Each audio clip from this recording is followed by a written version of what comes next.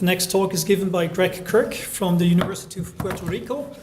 As I learned, he made his PhD in neural and behavioral science, then went with a Fulbright fellowship to Honduras to establish a neuroscience lab. And since 2007, he's now with the University of Puerto Rico in San Juan. So let's see how fear develops. Yes, San Juan. I think you can do better than that. I think San Juan. Sorry for that. That's okay. No offense. Well, thank you. And yeah, the ICAN program really does help the development of neuroscience research in Puerto Rico and education. So we're really happy to be a part of it. So it's not San Juan. It's a small island off the coast of Puerto Rico called Cayo Santiago. It's a long-standing primate research facility that we do some work on. And it's a pretty picture. So talking about fear, what makes us afraid? Fears can be innate, like snakes or heights. This is the CN Tower in Toronto. But most fears are learned through some bad experience, some kind of conditioning or instruction. And it could even be a hurricane, Category 4 hurricane, focusing on Puerto Rico. And in fact, you all heard about this in the news, and we're thinking about your colleagues in Puerto Rico and sending emails. So just a couple of pictures of what it looked like the next day after the hurricane. I live in Old San Juan, and just these trees just completely thrown apart and uprooted really was the power of this earthquake. I mean, this hurricane. It was so loud and it was so strong, and we were all hovering in our apartments just waiting for it to go away, which it eventually did. This is a biology research building on the University of Puerto Rico main campus that was completely stripped. Here's the air conditioner still hanging there from the ceiling. So really devastating effects on different campuses. Fortunately, we were in the medical school and it was not very hard hit, and it was repaired quickly, so our lab was back up in a couple of weeks. But our homes were without power for 1 to 3 months in the lab. So the lab was like a home base. We'd all come in and charge our phones and get air conditioning and check our email, and moral support for those months. But we still have power outages and failed traffic lights and things like that. So it's not fully back to normal, but it's getting there. Hopefully in time for the start of the next hurricane season, which is next month. So fear conditioning, we're talking about simple association of a tone with a shock, and animals freeze to the tone. And they can acquire this condition freezing, and then it can be extinguished when the tone is presented without the shock. And I think we have a video here of that. So we have the rats pressing a bar for food, and in this habituation phase, the tone will come on. They've never heard this tone before. That's the tone. This light indicates the tone, and it means nothing to them.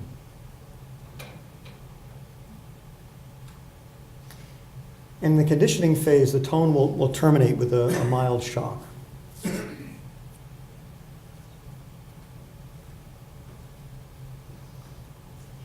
Okay, we do that a few times, and then the next day, this is the first time that they hear the tone.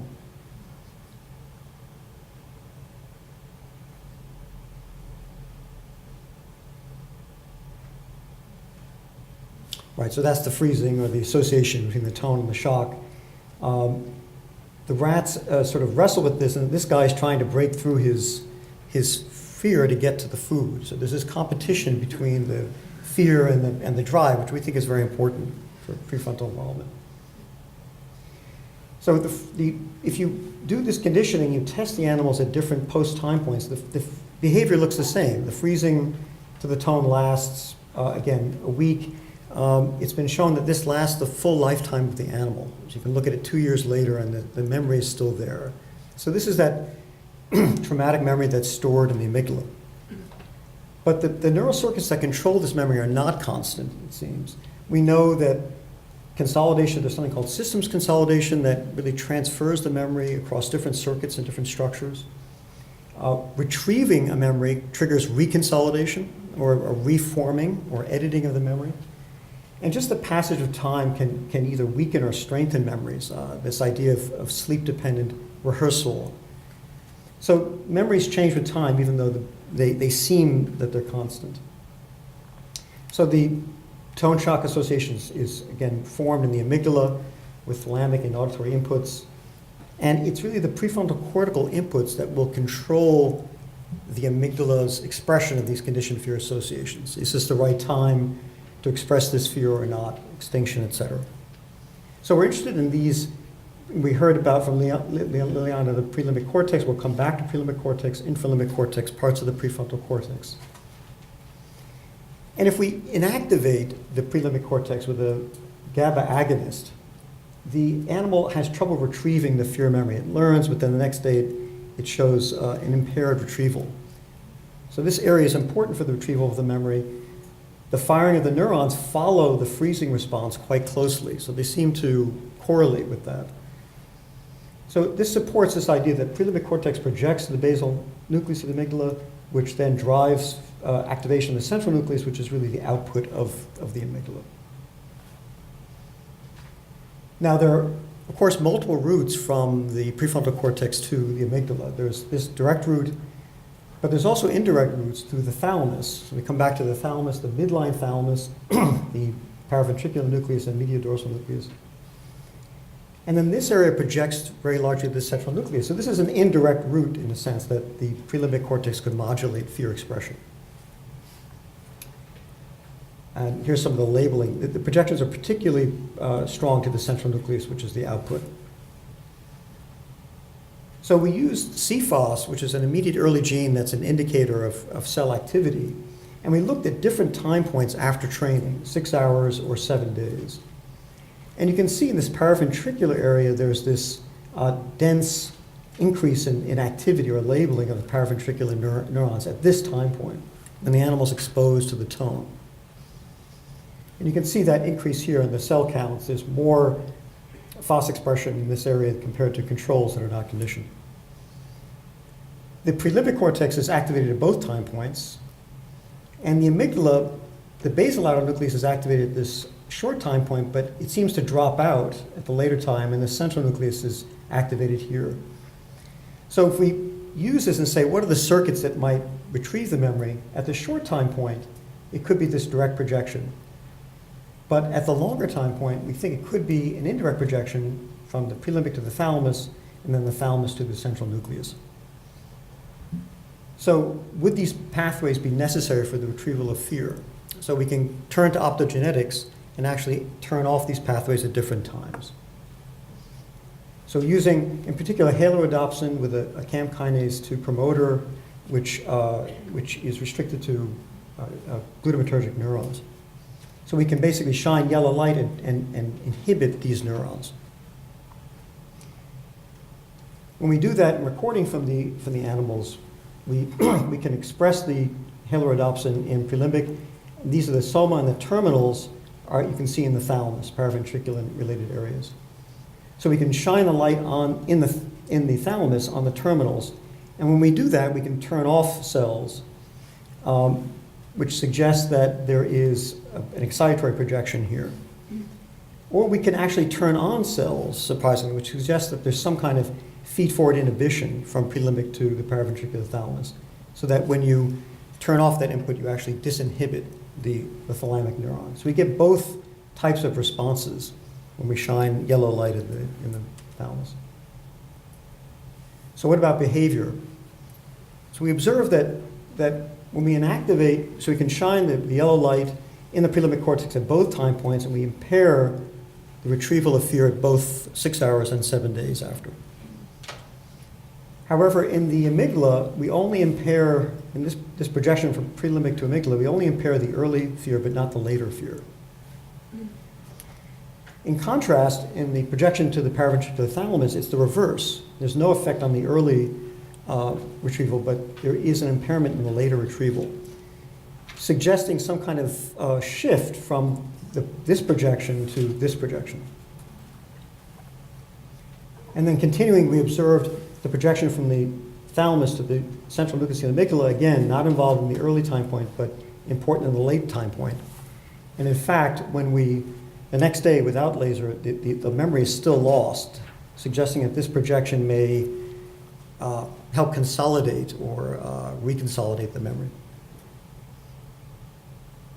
So why would the paraventricular thalamus be recruited like this into the fear circuit? Its connectivity receives convergent inputs from a lot of different structures that mediate stress and appetitive behaviors, and has outputs to a number of these structures. So its connectivity is unique. It's thought that it might coordinate the fear memory with other anxiety and arousal responses, with chronic stress, or its projections to the accumbens could mediate food seeking and reward. And we think that this is an important aspect of the paraventricular thalamus. And we have data suggesting that. Okay, so we have early retrieval, this direct circuit, late retrieval, this indirect circuit. But then there are some questions that arise. What are the mechanisms of this time-dependent shifting in the retrieval circuitry? And are the PO responses to the tone similar at both time points or not? And then do the circuits really shift, or do they simply accumulate? In other words, could it really shift to both of these circuits, and so inactivating this one would have no effect because there's this one? In other words, do they accumulate or do they really transfer over? So we can begin to address these questions with CFOS immunohistochemistry and also recording from the prelimbic neurons at different time points. So when we infuse retrograde tracers in either the thalamus or the amygdala, we find, I think it's a bit light to see this, but you can see that the prelimbic projects from different layers to these areas. So these paraventricular thalamus is from layer 6, these deep layers, but to the amygdala, it's from more superficial layers, and there's really virtually no overlap. The next one shows it a little bit better. If you can see these, the amygdala projection and the thalamic projection. So we can use this deep versus superficial layers as a proxy for knowing the target, in a sense that these are presumed or potential projections to amygdala versus to the thalamus. So we can start with CFOS and do a triple labeling experiment where we have retrograde tracers injected into either the amygdala or the thalamus, and then we can look at CFOS immunohistochemistry. So here are red neurons. These project from prelimbic to the amygdala. The green is the CFOS, and the some double-labeled neurons are neurons that are activated by the tone and also project to the amygdala. Similarly, for the thalamus, we can do the same. So when we look at what is activated at the 2-hour retrieval time point, this projection, these cells that project to the amygdala looks like they are activated, but those that project to the thalamus are not. At the 7-day time point, the projection to the thalamus looks like it is activated. The projection to the amygdala, it's really too early to say. Perhaps it's not, but we need to add more animals to this. Now, what about recording? We can record, again, from deep layer, the layer 6 versus layer 5, and we're using the silicon probe, the Buzaki, thank you, Yuri and Ken, for this probe, to record from a number of different cells at different time points, 2 hours, 24 hours, or 7 days, or 4 days after the conditioning, and ask, are they similar? The behavior is very similar, and these are the different recording sites. So we look at the layer 5 that projects presumably to BLA. We can see these are, in each row is a different cell, and these are lined up by inhibitory responses to excitatory responses to the tone. These are Z-scores. So this is what it looks like before conditioning begins. After conditioning, 2 hours after, there's a real increase in the excitatory response to the tone. After 24 hours, there is an increase in this inhibitory response to the tone. The excitatory looks like it's coming down a bit. And then 7 days later, again, there's both excitatory and inhibitory, but again, a lot of cells showing no effect. I should say that we do advance the electrode between these time points, so these are not the same neurons. Now looking at the layer 6 projecting to the thalamus, very little firing before conditioning. After conditioning, notice there's no excitatory at the beginning of this inhibitory response, more of this inhibitory response, and then more of this inhibitory response, very little excitation throughout. So the idea that the prelimbic excites the thalamus at late time points is probably untrue. So we can average these, the inhibitory, the negative z-scores versus the positive z-scores. We can take an average and look across training. So compared to preconditioning is the gray line, and the red line is 2 hours after. You can see this increase in the conditioned tone response. At this time point, no change in the inhibitory response. We then look at this across. You can see again in the projection to amygdala, increased excitation. Nothing much has happened here. A little bit increase of inhibition in the projection to the thalamus. 24 hours later, this is still present. This inhibition is growing. It's really growing here in the projection to the thalamus. And then 4 or 7 days later, the average excitation is reduced down in the layer 5 neurons, and the inhibition is maintained in the layer 6. Suggesting if you look overall, there's sort of a net shift from excitation in layer 5 to inhibition in layer 6 in terms of with time, the late response. So these are single cell examples that were tracked across the entire training. And you can see in layer 5, there's excitation that disappears by the 7-day time point. Again, inhibition develops, but again is gone. Whereas the layer 6, this is a cell that showed some excitation, but really very little. But the inhibition is quite pronounced and maintained after the 7-day time point. So the condition response at this 7-day time point seems to be inhibitory, not excitatory. But what could account for the high CFOS expression we see in prelimbic at the 7-day time point? And that, as you can clearly see here, is an increase in spontaneous firing rate that occurs with time in this layer 6, these layer 6 cells. So with time, they become more and more excited in terms of spontaneous activity. But they show inhibition when the conditioned tone is presented. So putting it together, the paraventricular thalamus is recruited to the fear circuit about 24 hours after conditioning. And early retrieval depends on this projection to the BLA, which no longer signals during the late retrieval, so suggesting a real shift of the circuit. And the projections to the paraventricular thalamus signal late retrieval with an inhibitory response and increased spontaneous activity. So early retrieval, this is the picture we had before. There's activation of the amygdala by prelimbic cortex. Now we know this is coming from superficial layers, and there's this an additional circuitry that's coming from deep layers to the paraventricular thalamus. In late retrieval, this direct projection seems to drop out. And this increased inhibition here drives, we think, inhibitory interneurons, perhaps in the reticular thalamus, that will then disinhibit or drive paraventricular thalamus and its projections to central nucleus to produce freezing. Now, in addition, the increased spontaneous rate may lead to increased plasticity based on brain-derived neurotrophic factor release at this synapse. This is work of Mario Penzo and Bo Lee's lab, suggesting that there is a BDNF release here. And that could be the mechanism by which the memory is made more strong or consolidated more strongly at that synapse. We think the hippocampus may be triggering this inhibition in the prelimbic cortex, because again, we have evidence that this input reduces conditioned tone responses of neurons, but it's an open question. And as I mentioned, the paraventricular thalamus also projects to the accumbens to turn off food seeking. So when the animal is afraid, it has to stop eating and attend to tone, freezing, etc. So this may help coordinate these different behaviors. So it gives you sort of two pictures of this sort of simple initial expression and then this more complicated, more integrated expression of the fear memory at later times.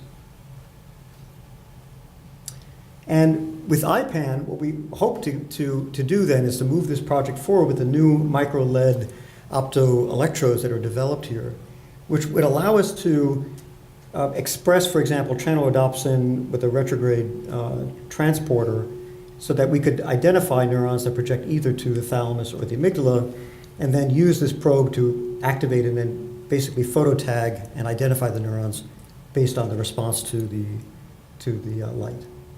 We hope to be presenting that at the next meeting. Okay, here's the group I work with. I'm just finishing 20 years in Puerto Rico. We had a party in August, and the work in particular is from Fabricio Del Monte, who's a postdoc who's not pictured here. Kelvin Quinones Larquente is a MD PhD. He's back in medical school right now. Alexis Vega Medina is a post-bac. He was actually in the summer program last year in IPAN, and he's arriving to University of Michigan soon to start a post-bac program here. And Maria Deal is here, and where are you, Maria? Here, right here, and she's actually in the audience. She's presenting a poster, not on this data, but on an exciting active avoidance project of hers at the poster session. And I'd like to thank the funders, and in particular the IPAN program. Thanks very much.